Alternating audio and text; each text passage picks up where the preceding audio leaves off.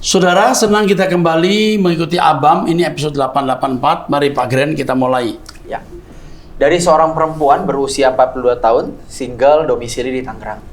Pak Eras, saya yang waktu itu tanyain tentang ada lowongan kerja atau tidak di tempat Oke, Bapak. sebentar. Kayak ini agak ada banyak pribadi deh. Ya. Tolong ini dihubungi nih, ya. Tunggu. Usianya sudah 42 tahun ya. Baca deh. Yuk. Enggak pribadi, terus kan. Saya sudah kerja Pak selama 8 tahun, tapi di off mendadak. Hanya karena alasan sepi penjualan dan saya tidak dapat apa-apa. Pesangon juga tidak dikasih, jadi saya sementara ini kerja menjadi gojek antar jemput anak sekolah. Saya sudah melamar kerja kemana-mana, tetapi belum dapat panggilan juga Pak. Mungkin karena umur yang sudah tidak muda lagi. Saya biasa beribadah di GSK Gajah Mada. Saya sudah tidak punya siapa-siapa lagi Pak. Keluarga saya semua sudah tidak ada lagi. Makanya saya meminta tolong kepada Bapak, siapa tahu bisa membantu. Oh iya Pak, makasih juga karena lewat ajaran dan teladan hidup Bapak, saya menjadi mengerti banyak tentang kebenaran dan merubah hidup saya. Biar kiranya Allah Bapak di surga terus memakai Pak Eras untuk menjangkau lebih banyak jiwa-jiwa untuk dibawa ke LB3. Saya terus Bapak rohaniku. Oh iya Pak, kalau pas Bapak khotbah di Gajah Mada boleh atau tidak Pak saya peluk Bapak? Karena saya belum pernah merasakan pelukan seorang ayah dari kecil. Karena papa saya sudah meninggal saat saya masih kecil. Terima kasih Pak sebelumnya. Salam LB3.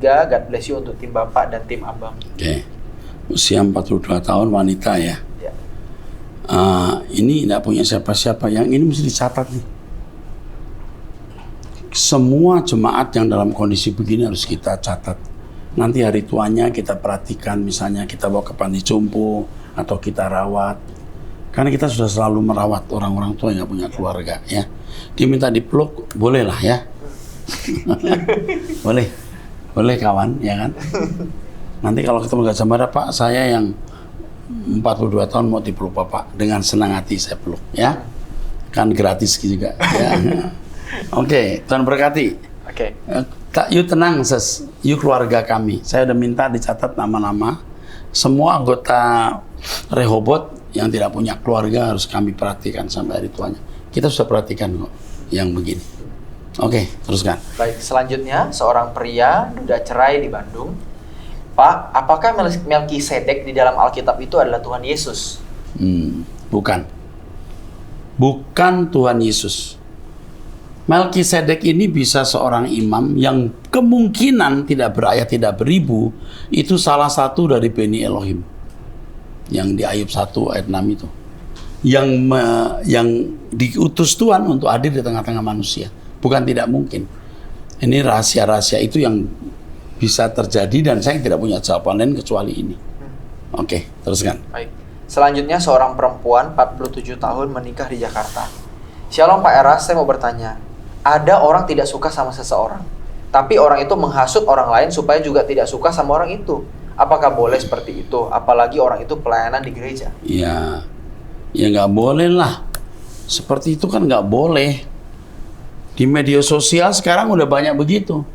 Menyerang orang supaya orang ikut nggak senang sama dia. Ikut melempari batu. Ini jahat. Orang seperti jahat. Dan saya pastikan tidak akan masuk surga. Oke, Tuhan berkati terus. Selanjutnya seorang perempuan 53 tahun sudah menikah di Bekasi. Shalom Pak Pendeta Erastus, hatiku damai mendengar firman yang Pak Erastus sampaikan. Tapi maaf Pak Erastus, apakah saya salah melampirkan pertanyaan? Sepertinya jawaban Bapak kurang efisien. Kenapa jadi saya yang diinterogasi sama Bapak Pendeta Erastus? Saya tidak pernah main judi, malah Bapak Erastus katakan saya genit, malaikat berambut panjang. Artinya ini saya tidak mengerti. Tolong lagi diperjelaskan dengan baik, jadi iman kita menerimanya sehat dan kuat, lebih suci lagi dan lebih jernih. Tolong Pak Eras cabut kata genit dan main judinya itu.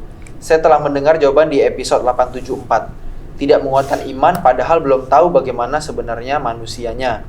Karena saya bukan tipe seperti yang dikatakan Bapak. Memang problemku adalah sakit hati karena perbuatan suami bukan genit. Jadi tolong doanya buat kuat dan sabar, terima kasih. Terima kasih dan Tuhan Yesus memberkati. Tolong selalu bawa dalam doa Pak Pendeta Erastus biar kuat dalam iman. Nanti kita lihat lagi 874. Salah pengertian. Ini salah pengertian. Saya udah cek. Iya udah cek ya.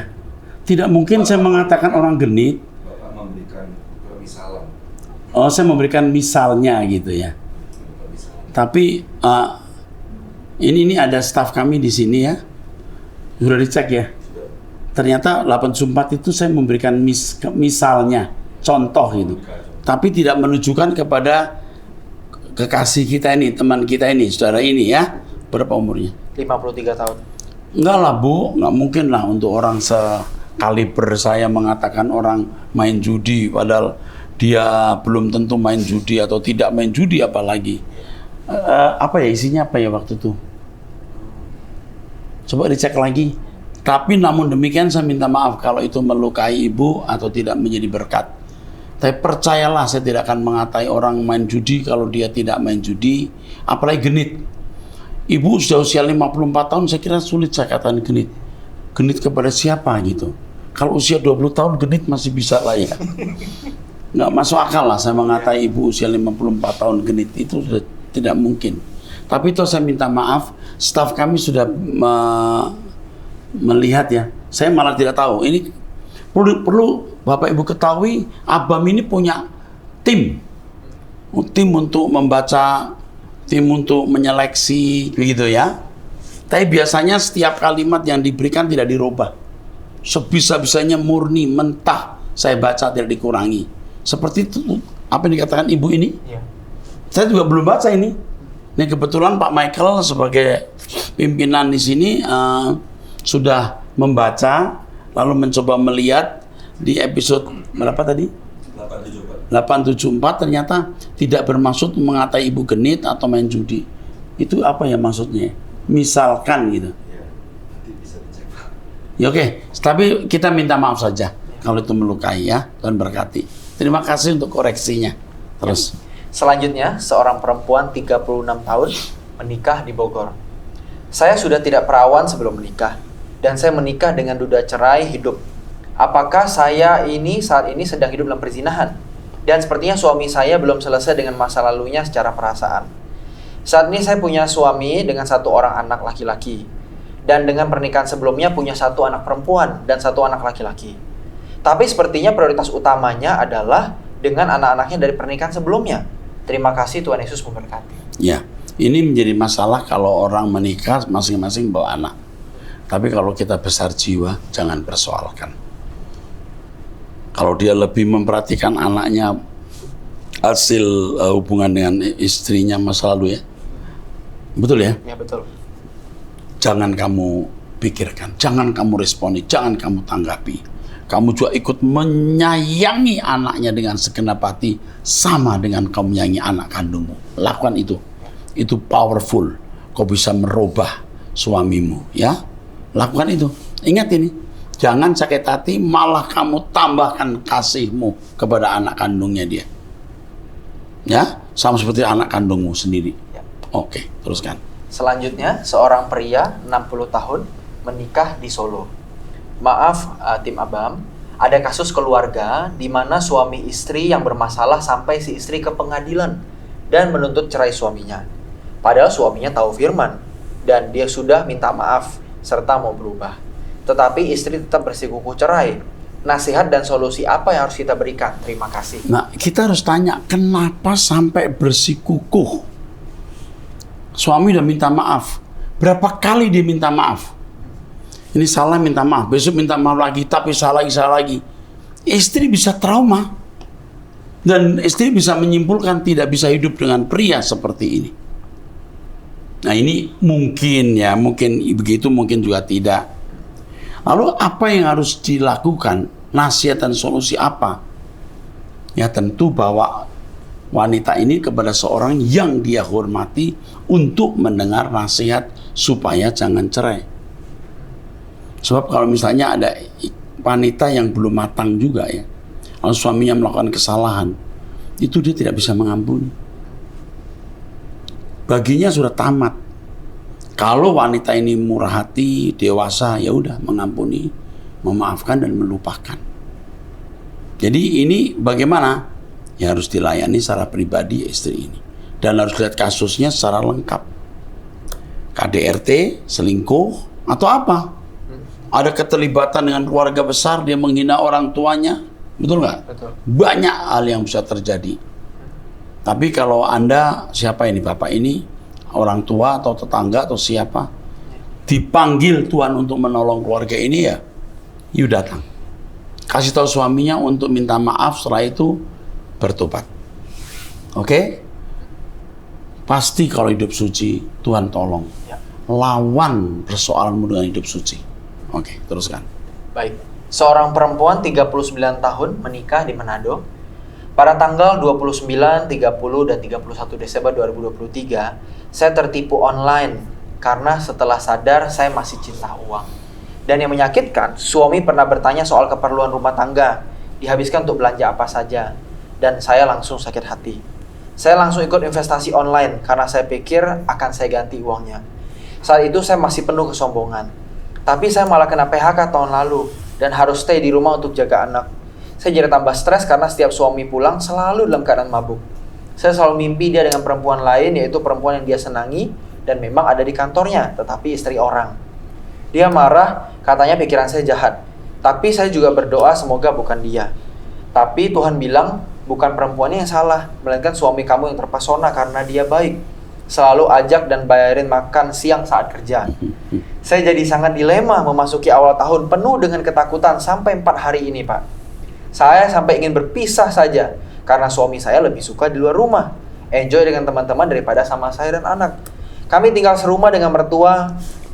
Ternyata suami saya kepahitan juga sama orang tuanya karena tidak selesaikan kuliahnya waktu muda.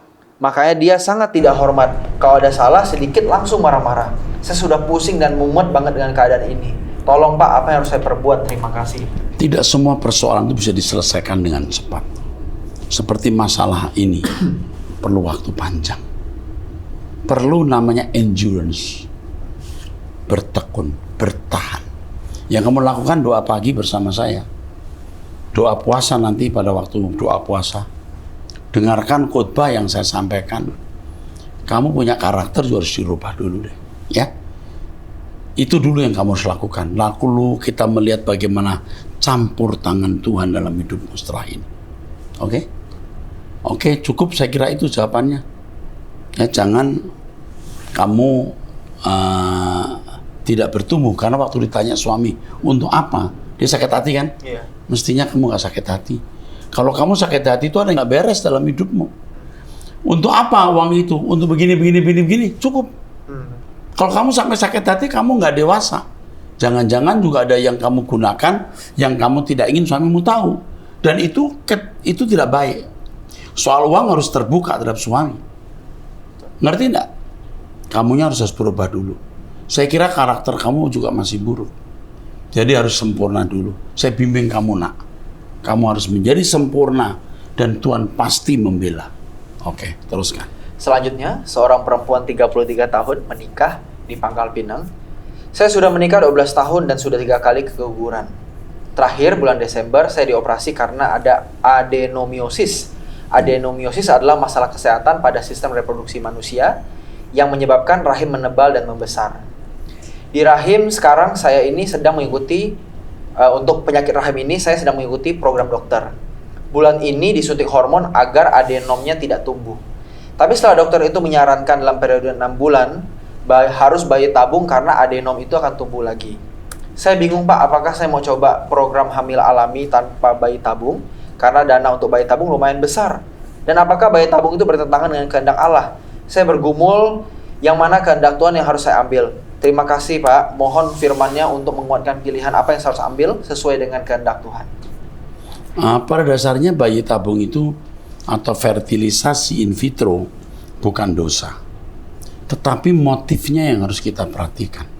Motif kamu punya bayi tabung itu apa? Kalau anak menjadi berhala, itu yang salah. Coba kamu jujur lihat dirimu. Tidak punya anak mestinya tidak masalah mengurus anak orang. Tuhan bisa pakai kamu secara istimewa.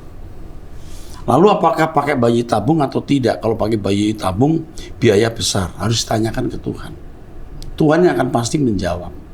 Tapi praktek bayi tabung itu sendiri bukan sesuatu yang dosa asal tidak pakai donor sperma. Asal tidak pakai surrogate mother, artinya tidak boleh dibesarkan di rahim orang, di rahim istri sendiri, dan spermanya harus sperma dari suami sendiri. Itu enggak apa-apa. Hanya tanya Tuhan ya, jangan memberalakan anak. Santai saja. Saya punya feeling kau masih bisa punya anak tanpa bayi tabung. Coba kamu tanyakan Tuhan. Oke. Selanjutnya, seorang pria 38 tahun sudah menikah di Palembang. Shalom Pak Eras, sudah dari 2015 mengikuti Truth ID, khotbah dan seminar Pak Eras. Salam kenal dan salam hormat buat Bapak. Sesungguhnya saya memiliki pergumulan yang serius di rumah tangga saya, Pak. Sudah lama saya menikah dan punya satu anak laki-laki umur 12 tahun. Istri saya seperti seorang sakit jiwa, marah-marah, teriak, kerap kali berulang, tidak terhitung. Bahkan beberapa kali main pukul dan ancam bunuh diri dan membunuh. Tapi bukan gila, Pak. Saya selalu ikut anjuran Pak Eras, selalu diam dan mengalah. Pernah berapa kali mencoba tegas dan melawan, namun hasilnya jauh lebih parah. Membentak bahkan mengatai saya dengan kata-kata kasar di depan umum sudah jadi hal biasa. Hati saya pedih sekali, Pak, awal mulanya. Bahkan kadang-kadang sampai sekarang pun masih merasakan itu. Beberapa teman, pegawai saya dan orang tua geleng-geleng kepala mengatakan tidak pernah kami melihat pria atau suami yang seperti ini. Bahkan kadang-kadang mereka juga ikut geram. Maksud saya bukan berbangga, Pak, tapi saya hanya ingin mendengar nasihat Pak Eras dan menjadi anak yang berkenan kepada Bapak. Hanya itu. Saya hanya ingin diterima dalam kerajaan Bapak nanti. Pedih, Pak. Sulit sekali melatih ini. Ya, ini ya. Kalau kamu bisa lewati ini, kamu istimewa. Jadi sebenarnya ini nutrisi jiwa berkat abadi, punya istri seperti ini. Kamu tahu kan, kamu kalau marah, bentak, kamu lawan dengan keras tambah parah. Diam, kamu dihina, kamu direndahkan depan umum bahkan, tapi itu tidak akan berlangsung terus-menerus. Percaya, tidak akan berlangsung terus-menerus. Siap kalau kamu melihat istrimu digarap Tuhan nanti, ya. Oke, terus. Pernah saya ngobrol sesekali dengan pendeta di sini, yang mungkin Pak Eras kenal. Dia mengatakan dia sendiri saja belum tentu bisa seperti itu selama itu, walaupun sudah menjadi pendeta. Saya sudah hampir gila, Pak. Tidak ada lagi rasa bahagia, apalagi harga diri dalam keluarga saya ini. Nggak apa-apa. Keadaan ini membuat kamu merindukan langit baru, bumi baru. Benar. Bukan kecelakaan. Harus dipahami sebagai berkat abadi. Terus. Saya berusaha menyembunyikan ini dari orang tua kami, karena kasihan jika mereka tahu. Saya bingung kenapa istri saya seperti ini. Bagus, kamu tidak perlu cerita kepada orang lain, orang tua atau siapapun. Tidak perlu. Jadi rahasia iman kamu. Terus. Saya memenuhi semua kewajiban saya sebagai suami yang baik, Pak. Tidak pernah mengatakan kasar, apalagi memukul sejak menikah. Beribu kali saya minta maaf walaupun kadang tidak salah. Cuma dia bilang dia hanya ingin menyakiti dan membalas dendam saja kepada saya yang katanya tidak care. Kurang berikan fasilitas mewah dan lain-lain. Ini perempuan katanya sakit. Istrimu sakit, tidak dewasa, jiwanya sakit. Ini mental illness. Terus? Ampun benar saya kok bisa ada orang seperti ini. Padahal kami diberkati.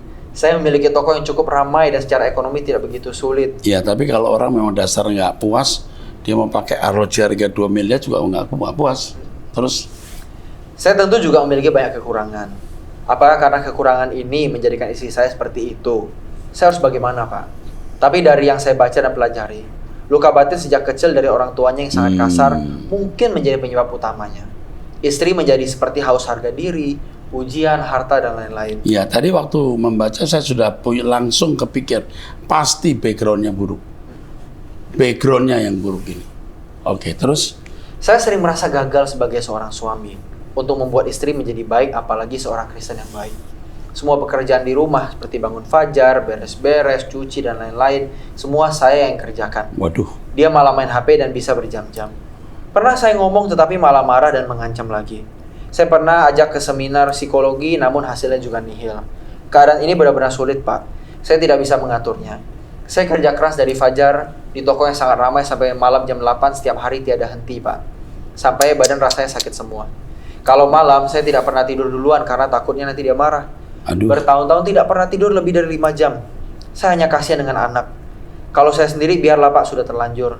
Maaf, Pak, agak panjang. Yang jadi pertanyaan saya, seharusnya bagaimana, Pak? Apa harus tetap diam saja sampai Tuhan bertindak? Saya akan ikuti, Pak. Ya, diam saja sampai Tuhan bertindak. Karena kamu memiliki istri yang sakit jiwa. Kamu tidak bisa memperlakukan dia seperti orang waras. Ya, kamu memperlakukan dia seperti pasien. Jadi diam saja. Kamu ngomong tambah rusak. Tapi ini akan berhenti nanti. Ada titik selesai. Terus. Tapi yang jadi pergumulan saya, bagaimana dengan anak saya yang satu ini? Perlahan tapi pasti bisa-bisa dia akan ikut rusak. Tidak. Kalau bapaknya tidak rusak, bapaknya bisa menopang, tidak. Terus. Kasihan sekali. Terkadang ada pikiran saya ingin pergi kabur saja ke kota lain, ajak anak saya dan tinggalkan istri saya. Daripada saya tidak bisa selamatkan anak saya. Belum tentu you baik-baik dengan cara itu. Belum tentu. Jangan menyelesaikan masalah sebelum waktunya. Dan jangan menyelesaikan masalah kalau bukan dari Tuhan. Ingat ini, terus. Biarkan saja dia sendiri, paling bunuh diri. Lah. Paling dia bunuh diri. Ya janganlah. Terus. Tapi tidak sanggup juga karena kasihan, Pak. Dulu pernah diajak pisah rumah tapi dia tidak mau sama sekali. Apalagi balik ke rumah orang tua. Lebih baik mati katanya karena itu sangat memalukan. Apalagi dia ini harga dirinya selalu ingin dicap bagus dari orang lain. Hanya itu kebutuhan dia satu-satunya. Jadi saya benar-benar terhimpit, tidak ada jalan, Pak. Tolong doakan saya ya, Pak. Terima kasih pada Pak Eras yang selalu mengajar selama ini. Kalau tidak, mungkin saya sudah entah di mana berada. Terima kasih, Tuhan. Ini berkat kekal. Saya nggak main-main. Ini berkat abadi. Kamu dipersiapkan masuk kemuliaan. Jadi kamu tetap saja menjadi suami, kerja keras seperti itu. Ada titik di mana masanya akan selesai dan berhenti. Oke? Oke. Teruskan. Seorang pria 36 tahun menikah di Kalimantan Selatan, Banjarbaru. Shalom Pak Eras, saya secara pribadi sangat bersyukur dengan adanya Pak Eras dalam pelayanan Jalan Keselamatan ini. Istri saya seorang agama Hindu. Dulu dia dibaptis di Jogja. Dan tidak lama dari saat kami dengar khotbah Pak Eras di radio waktu itu, sekarang hidup rohani istri saya sangat bertumbuh dengan pesat sekali. Sifatnya sangat berubah dan menjadi lebih baik setelah mendengar khotbah Pak Eras tercinta. Semoga Pak Eras dan kerabat selalu sehat dan diberi kekuatan dalam setiap pelayanan. Ini menyenangkan ya, kesaksian-kesaksian ini berulang-ulang kita dengar. Ini membahagiakan. Terus. Pertanyaan saya, Pak, saya memiliki hubungan yang buruk sekali dengan orang tua laki-laki saya. Ibu saya sudah meninggal pas kelas 1 SMA dan bapak saya tidak lama langsung menikah lagi. Banyak hal yang kami lewati. Kami 3 bersaudara kala itu. Karena kami tidak dinafkahi, sehingga sampai sekarang kami masih putus hubungan 100% dengan bapak saya. Saya pun jujur menjauh dengan beliau. Karena setiap saya mencoba menjalin hubungan dengan beliau, pasti yang dipermasalahkan adalah uang dan hutang budi membesarkan kami. Beliau selalu mau minta uang, bahkan pernah mau jual tanah peninggalan ibu kami. Bagaimana Pak Eras saya merespon ini? Dalam hati saya sering mendengar khotbah Pak Eras harus memaafkan. Tapi setiap kali saya coba, bapak kami seperti selalu memperlakukan kami seperti ATM di masa tua dia. Sedangkan saya juga punya kewajiban sebagai kepala rumah tangga untuk istri dan anak-anak saya. Terima kasih Bapak rohani kami cinta Bapak satu keluarga full. Lebih-lebih istri saya dan anak pertama saya. Tuhan Yesus memberkati Bapak Eras. Saya mau katakan satu kalimat, kamu keluarga saya. Satu hari kita ketemu. Ya. Nah, menghadapi orang tua seperti ini harus cerdas. Pinter tarik ulur. Pinter tarik ulur. Artinya kita dekat tapi jaga jarak. Kita bantu dengan uang terbatas. Sekali-kali minta, you bilang nggak ada. Karena uang itu memang untuk yang lain. Nanti sekali-kali kasih 3 kali minta, 1 kita luluskan, 2 tidak. Tarik ulur. Ya. Lalu yang penting sekali, bawa orang tuamu kepada Tuhan. Kalau bapakmu bisa ikut doa pagi, mendengarkan Truth ID, bisa cara berpikirnya berubah. Nah kalau belum, kamunya yang harus menjadi saksi. Tunjukkan bagaimana pola gaya hidup anak Allah itu. Nah satu lagi penting sekali nih, jangan kepahitan kepada orang tua. Kalau dia mengungkit-ungkit karyanya, jasanya, jangan kamu sakit hati. Ini pasti kamu gak senang. Ya iya, emang iya. Nah itu saja jawaban saya. Tarik ulur, minta hikmat Tuhan. Lalu bagaimana nanti endingnya? Tunggu saja. Lewati hari, nanti kita akan tahu endingnya. Ya. Oke, teruskan. Selanjutnya, seorang pria 69 tahun menikah di Semarang. Shalom. Mbah Kakung ini artinya Mbah Kakung, opa ya. Opung ini. Terus. Shalom, saya langsung saja bertanya mengenai kehendak bebas manusia dan pertolongan campur tangan Tuhan dalam masalah sehari-hari. Putri ketiga saya menikah. pemberkatan dengan anak Batak di Medan dan mempunyai seorang anak laki-laki. Awal mula keluarganya nampak biasa, tidak ada masalah, harmonis. Saat anak mereka berumur 1 tahun, kesehatan suami anak saya merosot karena dipicu oleh pekerjaan dan puncaknya kematian mamanya, ibu dari menantu saya. Ibu dari Menantu saya. Oke. Suami anak saya mulai tidak mau bekerja sama sekali dengan alasan sakit di bagian tubuhnya dan menuduh istrinya maksudnya anak saya mengguna-gunai dia dan keluarganya. Singkatnya, mereka sering bertengkar dan sampai terjadi KDRT beberapa kali. Demi keselamatan putri saya dan cucu saya kontrak rumah dan ini menginjak tahun kedua. Pertanyaan saya ada 4, Pak. Pertama, apakah Tuhan tidak ikut campur tangan dalam pengambilan keputusan merestui pernikahan putri saya tadi? Sebelum orang tuanya ke rumah dan menyetujui, kami sudah bergumul, berdoa berhari-hari, berminggu-minggu, bahkan berbulan-bulan. Ini satu hal yang tidak bisa kita mengerti. Jadi ketika saudara Bapak menerima tawaran, Tuhan tidak bicara apa-apa. Ya. Semua baik-baik. Tuhan mengizinkan. Keadaan anak Bapak ini pun sebenarnya keadaan yang Tuhan sudah tahu. Tapi Tuhan tentu tidak memberitahu jika ternyata keadaan ini membimbing anak Bapak kepada kerajaan surga. Ya. Suami baik, duit banyak, anak sempurna, masuk neraka untuk apa? Mengucapkan kalimat ini tidak bermaksud mari cari suami atau istri yang sembarangan. Ini di luar kemampuan kita. Makanya keadaan seperti ini tidak bisa kita terima kecuali dengan perspektif kekekalan. Hidup ini tragis. Saya seringkali mengatakan hidup ini tragis. Dari pertanyaan Bapak ini kan ada kesan seakan-akan Bapak mau menyalahkan Tuhan, gitu. Ya. Dalam hidup saya juga mengalami, semua orang mengalami. Ketika kita menjalin langkah ke langkah, Tuhan membiarkan, tetapi ada rencana yang indah di balik semuanya ini. Nah, seandainya waktu itu, Bapak punya pergumulan yang baik dengan Tuhan, dan Bapak benar-benar memperkarakan, bukan tidak mungkin Tuhan akan menjawab. Dengan kuota kesungguhan yang memadai Tuhan bisa bicara. Yang kedua, seandainya anak Bapak rohani sekali, hidup suci benar, mungkin tidak menikah dengan pria ini yang akan mengganggu kehidupannya melayani Tuhan. Jadi Tuhan pun juga memperlakukan kita sesuai dengan nilai-nilai yang kita berikan kepadanya. Kalau kita belat-belit, Tuhan belat-belit. Kalau Tuhan suci, kalau kita bersikap suci, firman Tuhan katakan suci. Ini ada rahasia kehidupan yang bisa dipecahkan. Tapi yang saya katakan ini saya kira cukup. Ya. Yang pertama, Tuhan bisa membiarkan semua itu terjadi, yang nanti ada kebaikan. Dan ini harus dilihat dengan kacamata kekekalan, supaya kita tahu bahwa pada akhirnya memang hidup ini tragis hanya di kekekalan. 3, bisa saja Tuhan akan bicara dan menghindarkan keadaan ini. Kalau kita tanya Tuhan sungguh-sungguh.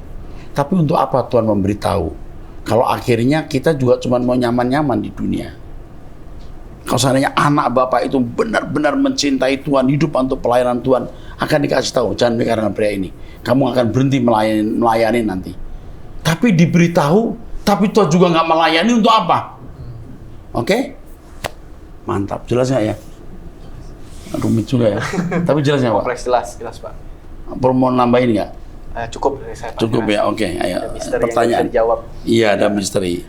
Yang kedua, mengapa Tuhan membiarkan KDRT terjadi Pak? Bahkan sampai sekarang 4 tahun tidak ada pertolongan. Sementara kami orang tuanya selalu berdoa setiap pagi. Benarkah Tuhan campur tangan dalam kehidupan kita? Ya, makanya kembali tadi.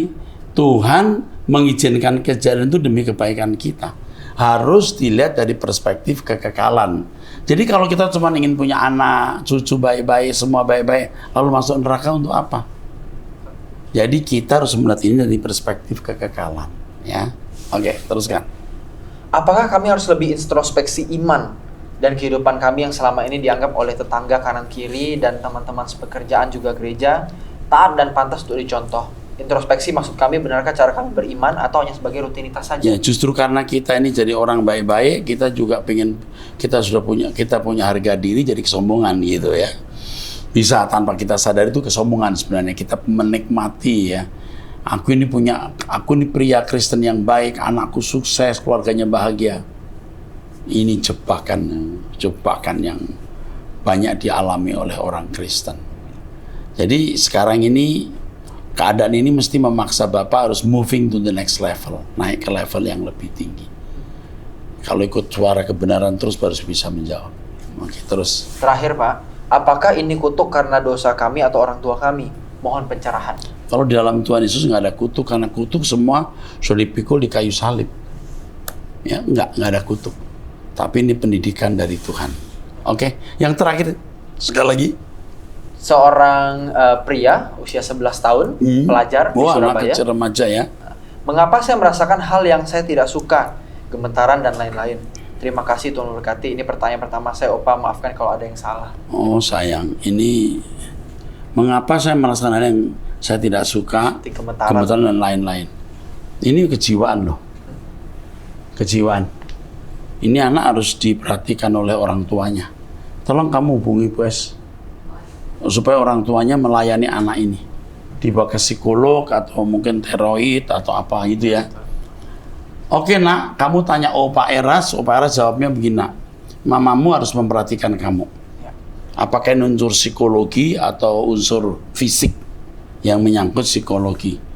Tapi kamu akan dilindungi Tuhan nak. Bapa di surga lindungi anak ini dalam nama Yesus Kristus. Amin. Ikuti Om Eras doa pagi ya, bisa. Dengarkan khotbah Om Eras, Opa Eras terus ya. Nanti kamu akan dibimbing Tuhan. Oke, Tuhan memberkati saudaraku. Sampai jumpa di episode 885.